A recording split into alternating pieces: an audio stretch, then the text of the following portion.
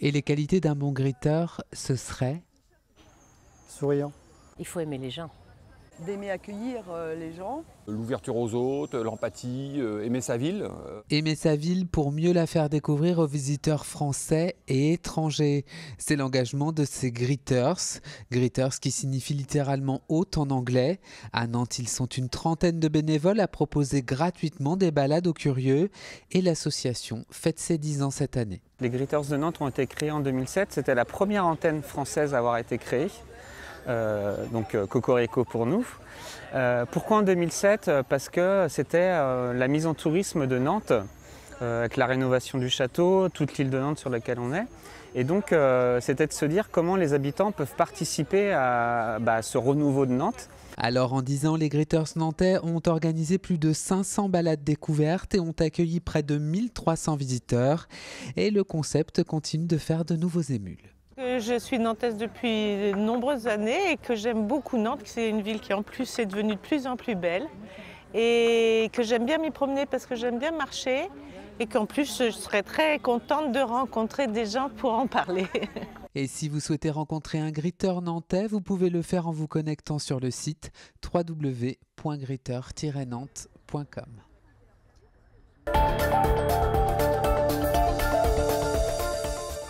Les playoffs, on les a acquis à pas grand chose, mais d'un côté, on a une équipe qui a été montée pour la Pro A, donc c'est pas non plus une surprise qu'on arrive en finale. Même si ça reste historique pour le club et on est très content d'y être. Ah, nous on y croyait parce qu'on sait depuis le début de la saison que l'équipe est costaude, il y a de quoi faire et on a battu des belles équipes pendant la saison, donc on avait vraiment de belles espérances sur ces playoffs. Les enchaînements de réussite et de victoire en playoffs, c'est vraiment fabuleux, quoi. On est à fond dedans, on est derrière les joueurs sont extraordinaires, ils ont la moelle, ils ont la niaque, ils y croient, ils ont envie de bien faire, ils vont faire le maximum.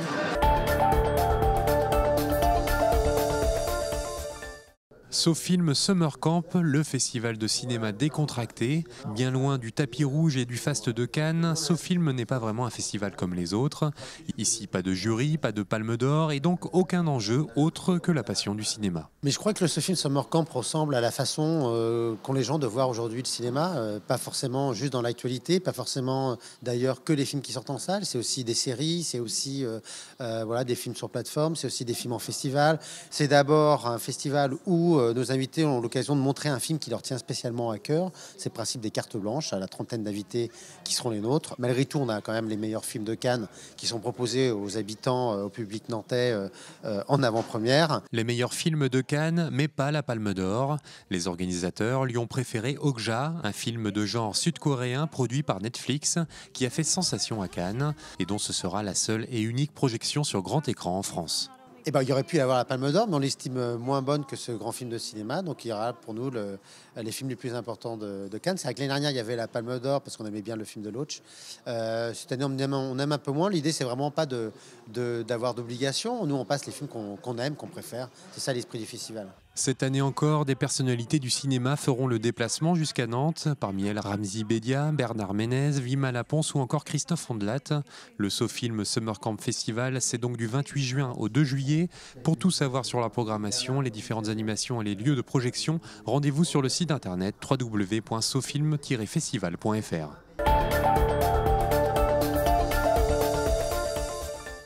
Nantes Maker Campus, l'événement avait attiré plus de 200 000 visiteurs l'an dernier, 200 000 curieux, intrigués par ces étranges créateurs et inventeurs en tout genre.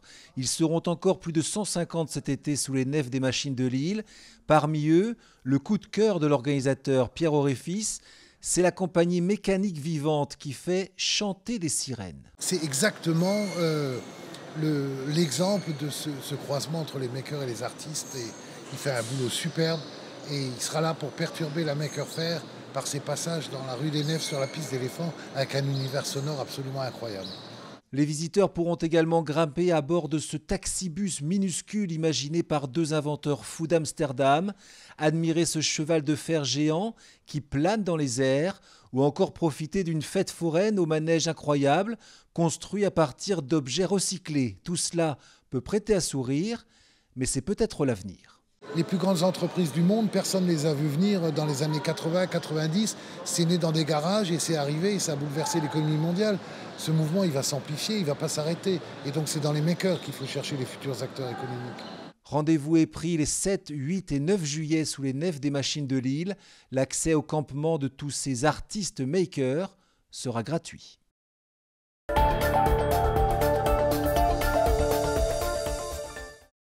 En arrivant au stade de la Beaujoire, Claudio Ranieri ne devrait pas être totalement perdu. Le technicien italien connaît les lieux pour y avoir disputé 2 rencontres en 2012 et 2014 quand il était entraîneur de Monaco.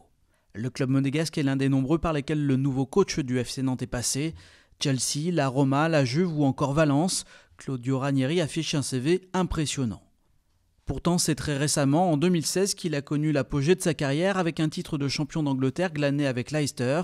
Dans la foulée, le technicien de 65 ans avait été nommé entraîneur de l'année en Europe. C'est donc une sacrée surprise de voir un tel monument débarquer sur les bords de l'Erdre. Orphelin après le départ impromptu de Sergio Conceição, Valdemarquita a décidé de mettre le paquet pour installer sur le banc nantais un coach de renom.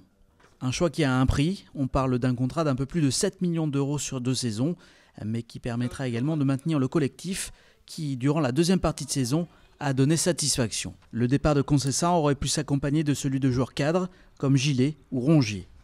En outre, si Ranieri a choisi Nantes, c'est, on l'imagine, car il a des assurances sur la capacité de recrutement des jaunes et verts. Quoi qu'il en soit, le FC Nantes anime le début de mercato et il n'y a qu'à faire un tour sur les réseaux sociaux pour mesurer l'attente des supporters nantais.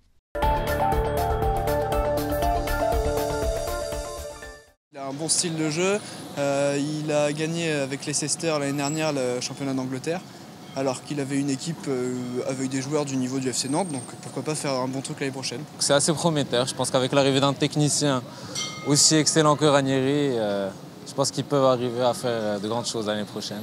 Il a gagné tout simplement le titre de champion d'Angleterre en 2016, avec une équipe tout simplement inattendue. Est-ce qu'il sera capable de refaire la même chose avec le FC Nantes? On l'espère tous. J'espère qu'avec sa renommée internationale, il va pouvoir amener des bons joueurs au FC Nantes. Parce que quand on est un joueur de foot, on regarde souvent l'entraîneur pour savoir qui c'est qui entraîne, pour savoir comment il fonctionne, tout ça. Vu que c'est un très bon entraîneur qui se fait respecter, je pense que c'est un bon choix de la part du président Kita. C'est un personnage qui a tout de même un réseau, il connaît du monde, il a de l'expérience dans le métier. Il va sûrement pouvoir nous ramener, en espérant, quelques pépites, si je peux dire. On espère forcément que les recrues qu'il proposera au président seront intéressantes et pourront apporter quelque chose dans l'effectif nantais. Pour fêter ce 5e anniversaire, on a voulu organiser toute une séquence d'événements musicaux qui puissent s'adresser à tous nos publics. On commence par les enfants le mercredi avec un groupe qui s'appelle les Poussins Phoniques et on enchaîne dès le lendemain avec, et ça on est très, très heureux puisque c'est un groupe nantais exceptionnel, Malted Milk, un groupe autour d'Arnaud Fradin vraiment très pointu sur la musique blues, soul, funk et ça fait 5 ans qu'on leur court après, on est vraiment ravis de les accueillir. Et puis le vendredi, on fait ce qui nous caractérise aussi, une soirée musique électro avec un DJ de Manchester, mais qui joue depuis quelques années à Paris, qui s'appelle Nick Five.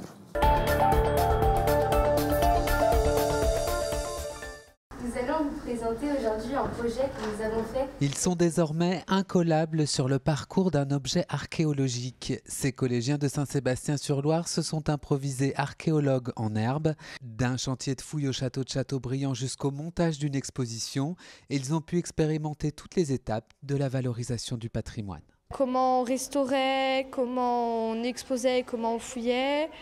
Et puis c'était un bon moment de partage entre toute la classe parce qu'on devait s'entraider et tout ça. Et c'est grâce au dispositif Grandir avec la culture initié par le département que ces collégiens ont pu appréhender concrètement les coulisses de la préservation du patrimoine, un apprentissage plus ludique et peut-être plus efficace qu'un cours classique. Ça permet de mémoriser aussi, puis d'avoir envie, de s'investir beaucoup plus.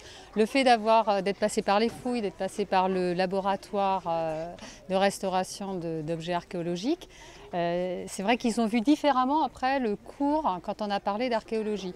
Et ce dispositif concerne toutes les disciplines de la culture, patrimoine pour les uns, danse pour les autres ou encore chant, cinéma ou théâtre. Le but justement, c'est qu'ils soient confrontés à plusieurs esthétiques, plusieurs disciplines, ce qui va leur permettre à eux de se faire leur propre opinion. Je pense que c'est un projet justement d'émancipation pour les jeunes et de les mettre en position créative. Et durant cette année scolaire, plus de 53 000 collégiens de Loire-Atlantique ont participé au dispositif.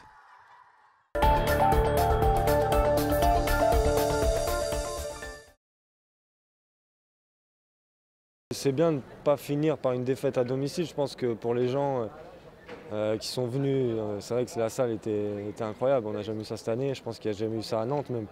Donc on était obligé de gagner, on n'avait pas envie de perdre et qu'ils fêtent leur montée ici.